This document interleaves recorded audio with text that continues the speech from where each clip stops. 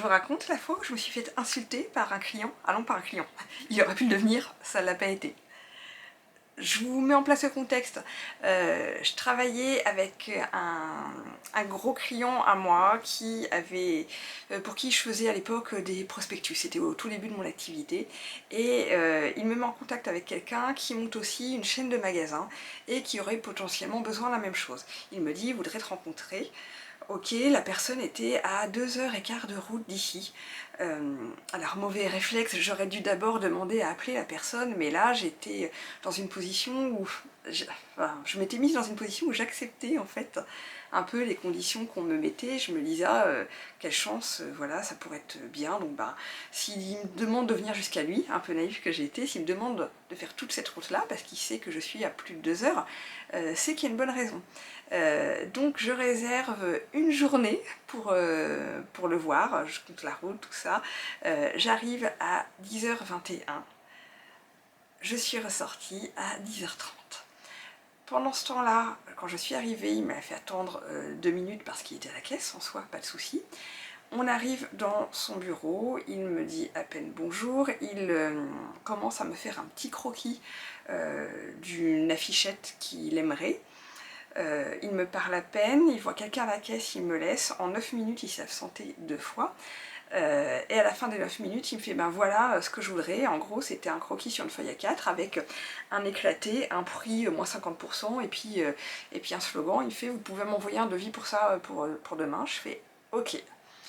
J'ai rien répondu d'autre parce que quand je me suis retrouvée 9 minutes après à l'extérieur du magasin, je me fais oh là, qu'est-ce qui se passe? Donc j'ai fait quasiment 5 heures de route dans la journée pour ce que j'appellerais même pas un entretien de 9 minutes. J'avais aucune expérience dans la relation client, c'est ça qui est dommage, c'est que on nous apprend jamais à être freelance, on nous apprend à être graphiste mais pas freelance. Et là je me suis dit quand même, j'ai la sensation que ça commence mal. Non, sans blague. J'avais tous les spots là mais je me posais quand même un peu la question.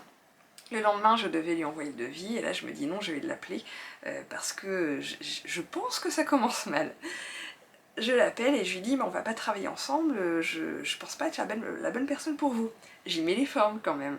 Et là il me fait, hein, comment ça? Il fait, mais c'est parce que vous n'êtes pas capable de faire.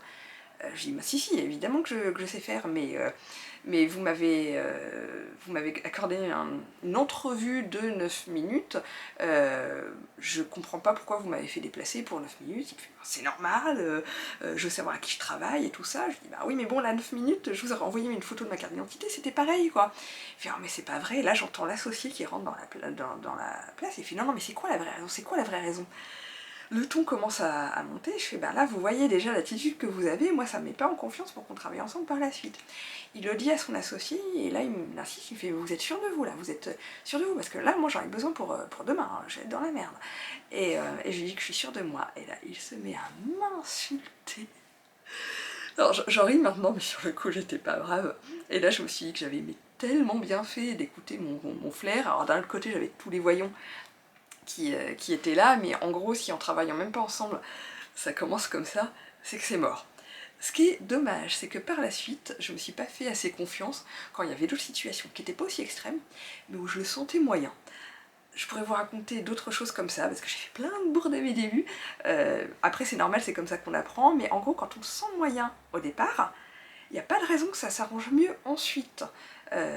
C'est comme dans un couple en fait, quoi, ça reste de la relation humaine, c'est ouais non mais ça va s'arranger, en ce moment il est pas bien et tout. Moi à chaque fois que j'acceptais des trucs avec mes clients en disant non mais là c'est la période, l'entreprise se lance et tout ça, après ça ira mieux, non, c'est toujours comme ça après. Donc il faut vraiment que ce soit bien calé au départ, faut pas espérer ensuite que comme par magie ça s'arrange. Voilà, c'était pour la petite anecdote. Si vous en voulez d'autres comme ça, si jamais ça vous intéresse de voir ce que j'ai pu apprendre de ça, ou si vous en avez d'autres, vous me contactez. Et sinon, vous pouvez aussi vous inscrire à la newsletter La Coquille Graphique, où je partage ce genre de choses par écrit ou en vidéo. Salut!